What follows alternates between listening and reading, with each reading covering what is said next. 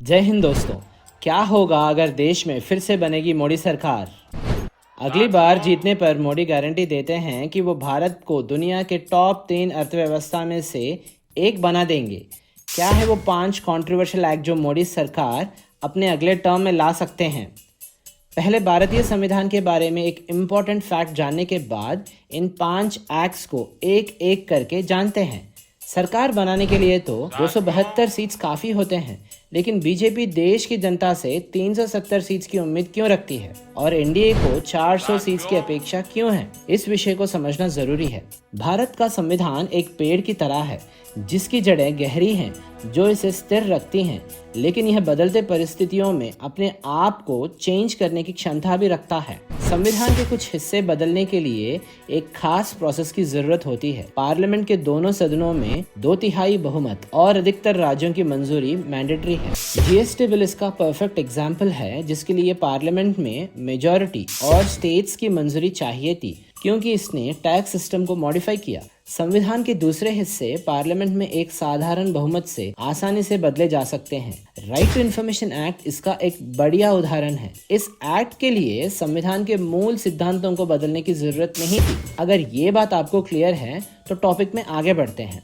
तो मोदी 3.0 के दौरान ऐसा क्या करने वाले हैं जिसके लिए बीजेपी को एब्सोल्यूट मेजॉरिटी जरूरी है? सबसे पहला एक्ट क्या हो सकता है? श्री अटल बिहारी वाजपेयी जी की एनडीए सरकार के 3 बड़े लक्ष्य थे। 1. राम मंदिर का निर्माण करना, 2. आर्टिकल 370 को हटाना और 3. यूनिफॉर्म सिविल कोड को लागू करना। मेजॉरिटी ना होने की वजह से उस समय के एनडीए गवर्नमेंट ये बिल्स को पास नहीं कर सका। मोदी सरकार ने पहले 2 लक्ष्यों को हासिल कर लिया है। अब यूसीसी की बारी हो सकती है।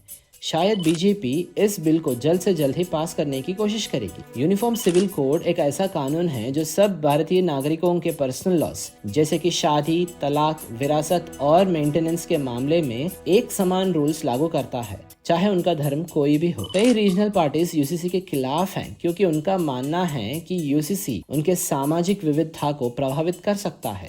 यूसीसी का पहला कदम उत्तराखंड में ऑलरेडी लग चुका है। अब देखना यह है कि क्या यह देश भर में लागू होगा। अगला पॉलिसी और सबसे कंट्रोवर्शियल एक्ट हो सकता है संविधान से सेक्युलर शब्द को हटाना। बीजेपी के अनंत कुमार हेगड़े ने एक पब्लिक मीटिंग में बताया कि अगर बीजेपी को एब्सोल्यूट मेजॉरिटी मिलेगा, 370 सीट्स मिलेंगे, तो वो इंडियन कॉन्स्टिट्यूशन को अमेंड करेंगे, संविधान से सेक्युलर शब्द को हटा देंगे। बीजेपी का कहना है कि भारत तो पहले से ही सेक्युलर है और कॉन्स्टिट्यूशन में अलग से सेक्युलर शब्द की जरूरत नहीं है। उनका ये भी कहना है कि सेक्युलर और सोशलिस्ट शब्द इमरजेंसी के दौरान इंदिरा गांधी द्वारा जोड़ा गया था और अभी इसका गलत इस्तेमाल हो रहा है। दूसरी ओर विपक्ष सेक्युलर शब्द को कॉन्स्टिट्यूशन में रखना चाहता है, क्योंकि यह दिखाता है कि भारत सभी धर्मों को बराबर मानता है। अगर ये शब्द संविधान से हटा दिया गया तो वर्ल्ड स्टेज में भारत को अब सेक्युलर देश नहीं रहेगी। ऑपोजिशन का डर है कि ऐसा करने से भारत एक हिंदू राष्ट्र में परिवर्तित हो जाएगा। वीडियो को आप तक लाने के लिए हमें बहुत टाइम और मेहनत लगती है।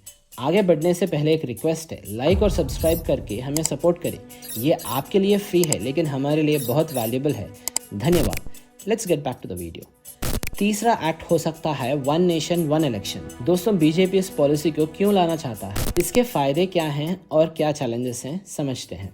तो पहले बात करते हैं फायदों की। हर बार इलेक्शन के लिए देश कम से कम 50,000 से 60,000 करोड़ रुपयों तक का खर्चा करता है। बीजेपी का कहना है कि अगर पूरे देश में एक ही टाइम पे सारे इलेक्शंस हो जाएंगे तो इन खर्चों को कंट्रोल किया जा सकता है। इसके अलावा सरकारी ऑफिसर्स को बार बार इलेक्शन ड्यूटी नहीं करनी पड़ेगी, वो अपने असली काम पर ज्यादा ध्यान दे पाएंगे। और हाँ, एक साथ इलेक्शन होने से वोटर टर्नआउट भी बढ़ सकता है, लेकिन हर चीज के 2 पहलू होते हैं। इस पॉलिसी के कुछ चैलेंजेस भी हैं, जैसे कि इसके लिए कॉन्स्टिट्यूशन में बदलाव लाना पड़ेगा, जो कि इतना आसान नहीं है।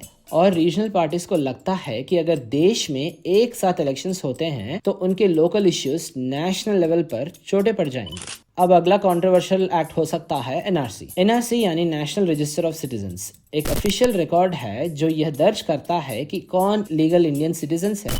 पहली बार एनआरसी 1951 के सेंसस के बाद बनाया गया था और अभी तक सिर्फ असम स्टेट में इम्प्लीमेंट किया गया है। अब बीजेपी एनआरसी को देश भर में लाने का विचार कर रहा है, क्योंकि उनका मानना है कि इससे भारत में इलीगल इमिग्रेंट्स की पहचान हो सकती है और उन्हें देश से बाहर निकाला जा सकता है। बीजेपी के अनुसार एनआरसी से सिर्फ लीगल सिटीजन्स ही वोट डाल पाएंगे और देश की सिक्योरिटी भी मजबूत होगी। लेकिन भारत जैसे विशाल देश में एनआरसी को लागू करना आसान नहीं है। ऑपोजिशन का कहना है कि एनआरसी से माइनॉरिटी कम्युनिटीज पर गलत असर पड़ सकता है और इससे सोशल हार्मनी भी डिस्टर्ब हो सकती है। हाल ही में अमित शाह जी ने कहा है कि कोर्ट्स का सरकार द्वारा बनाए गए कानून में इंटरफेरेंस हो रहा है। 5वीं कंट्रोवर्शियल एक्ट जुडिशरी को रिफॉर्म करने के लिए हो सकता है। इलेक्टोरल बॉन्ड्स को सुप्रीम कोर्ट ने अनकॉन्स्टिट्यूशन घोषित किया और इसे रद्द कर दिया। सिटीजनशिप अमेंडमेंट एक्ट और आर्टिकल 370 दोनों के रिव्यू के पिटीशंस को कोर्ट ने एक्सेप्ट किया था और सिटीजनशिप अमेंडमेंट एक्ट के दौरान रोहिंग्या रेफ्यूजीज को भी सिटीजनशिप देने के बारे में सुप्रीम कोर्ट ने रिव्यू किया था। लेकिन भारत सरकार ने क्लियर किया है कि रोहिंग्यास इलीगल इमिग्रेंट्स हैं और वो देश में रहने की फंडामेंटल राइट क्लेम नहीं कर सकते। इन 5 एक्ट्स के अलावा बीजेपी कहीं ऐसे एक्ट्स लाने की योजना कर रही है जिसके लिए एब्सोल्यूट मेजॉरिटी की जरूरत पड़ सकती है। क्या है वो क्वालिटीज जो नरेंद्र दामोदर दास मोदी को एक वर्ल्ड क्लास लीडर बनाते हैं? इन क्वालिटीज के वजह से आज वो तीसरी बार देश के प्रधानमंत्री बनने जा रहे हैं। इस वीडियो में वो 5 क्वालिटीज के बारे में आप जान सकते हैं। क्लिक करके जरूर देखें। जय हिंद, धन्यवाद।